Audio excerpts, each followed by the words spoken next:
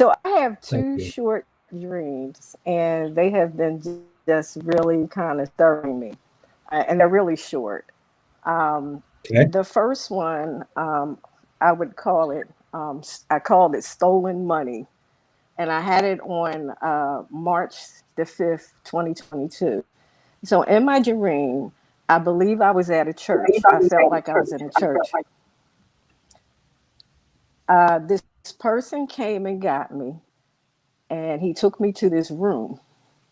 Got to the room, there was a man standing in the background of the room and another man standing in the corner. The man standing in the corner told the man in the background the reason why he was there.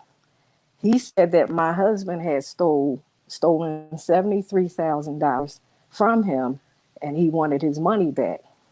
In the dream, I didn't fear. I didn't have any fear when he said that. So I started fakingly crying in my dream because I think I wanted him to throw him off that I was afraid. Um, and so then I asked him. I says, "Well, how long do I have to get the money to you?" And he said, so he pulled out a gun and he pointed the gun at me. He pulled the gun out of his jacket and he pointed it at me. And he says, "You have 24 hours." And I asked him, I says, "Well, can you at least give me like 24 to 72 more hours?" And then the dream ended. Wow, that's interesting. So the setting was like church?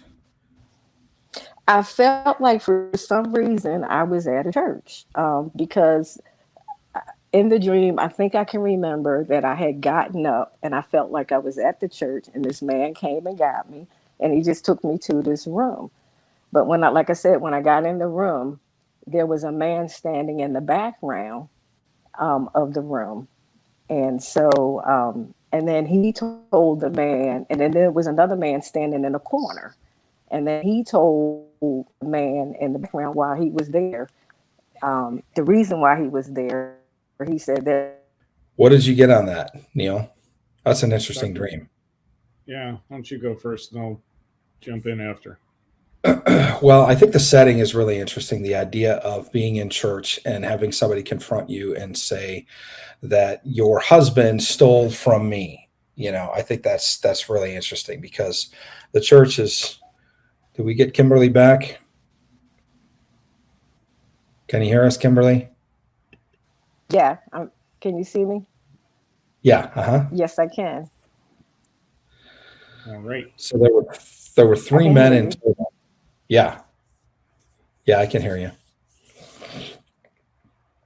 So the idea of the church and the church being the setting for where somebody wants to confront you with a debt that your husband allegedly owes them is really interesting. The idea of one guy kind of escorts you into this room, and then there's a man in the background and another guy in the corner.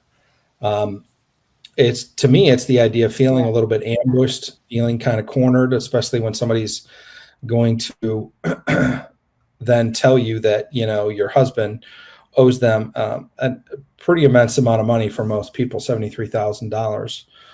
Um, but the idea that you weren't afraid. I tell people this a lot as we work in spiritual intelligence and we hear things in dreams and prophecy and whatnot, is don't be afraid of information. Don't be resistant to hearing information. It's just information. Just take the information, judge the information and discern it, and then come up with an action plan as to what to do with the information. But you weren't afraid of the information when you heard the information. But it was just interesting that that's what you heard. Um, Somebody had an interesting thought. Um, the idea of Roe versus Wade was 1973, and the debt owed was $73,000. So I thought that was interesting. I don't get a whole lot. Other than that, I don't get a whole lot for the numbered amount of 73 in particular. I don't have a revelation as to the 73,000, other than it's a sizable amount of money. And it's something that most people wouldn't have with them. Probably most Americans wouldn't have access to that amount of money, even in their bank account. But I do think it's interesting that the idea in particular of the church and being confronted in the church, I think God is, and what's also interesting is God is not speaking to you about a debt that you owe. In the dream, it's a debt that somebody else owes. And so it's the idea that you know somebody or you have access to somebody who owes them money. And so they want you supposedly to intervene. And then, the idea that they pull out a gun and basically puts your safety in jeopardy in relation kind of as forfeit for this money. And they give you 24 hours to come up with the $73,000. To me, it sounds like robbery. To me, it sounds like what the enemy would do. The enemy comes to steal, kill, and destroy. So this would be stealing, this would be killing, and it would be destroying potentially your life and your marriage if this was real. But it's the idea, too, that we don't have any way to verify that the debt is actually owed by your husband. It's the accuser of the brother, and it's the one that says, you owe me for this. Well, what's your proof that I owe you for that? And it's a sizable debt, and again, without grace and under the law and not having Jesus as our arbitrator, it would certainly be something that you would be fearful of. But because we know that we have somebody that moves on our behalf, that has paid the price, that has literally ransomed our lives, we know that you have an advocate, and that's kind of the whole basis of church anyway. And what that reminds us of is you and your husband have an advocate, that your life will no longer be forfeit and that you will no longer be put in danger. But what are your thoughts on that, Neil? The thing that stood out with me with the $73,000 was the 3 zeros.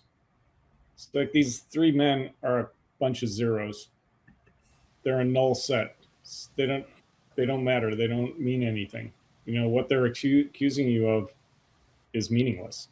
It's worth all of a big goose egg.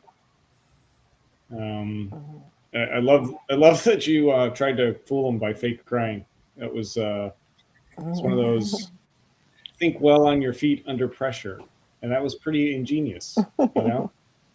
So, I mean, you're basically playing with these guys, and they're clueless. To pull a gun on a woman, I mean, come on, really? You were a serious threat if they had to pull a gun on you. Obviously, you were crying. Yeah, it's just the idea that these guys have no idea what they're doing, and threatening a woman is just dumb. It's unarmed in a church, no less. So I agree with what John says. It's the church is just not a place that you would expect any of this to happen. The debt, any debt that we have was paid for already. It was paid for by Jesus on the cross.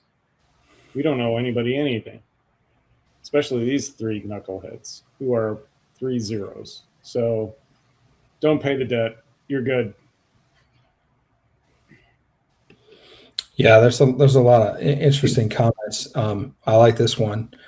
Some guy had a wad or lots of unforgiveness and issues, and needs to forgive God for the blame that he still owes. And Kimberly, you in that case represent the church. It's like somebody blaming you for every hurt that they've experienced through the church because you're a Christian. That's not your debt to pay. That's somebody else's debt to pay. But what they really need is they need unforgiveness to, they need to have it, unforgiveness cleansed from their lives. Did you recognize any of the 3 men in the dream?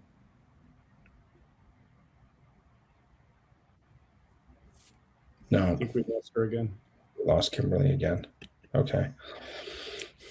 Well, again, interesting dream. The idea of a debt that she did not owe, that her life was being put in jeopardy because of, but she had the wherewithal to stand on her own feet and to not be afraid.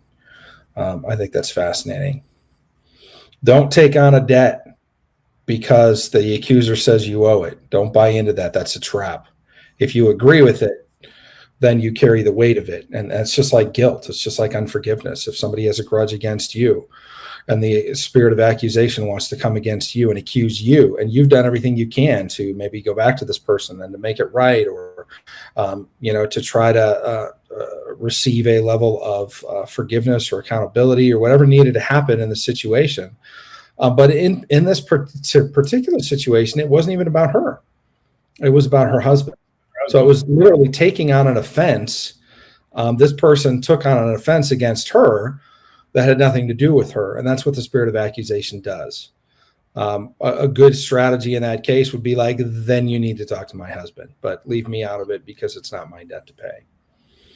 So fascinating dream. I think it has to do with the spirit of accusation in the church in particular, that's trying to demand and exact a high price upon people and upon the bride.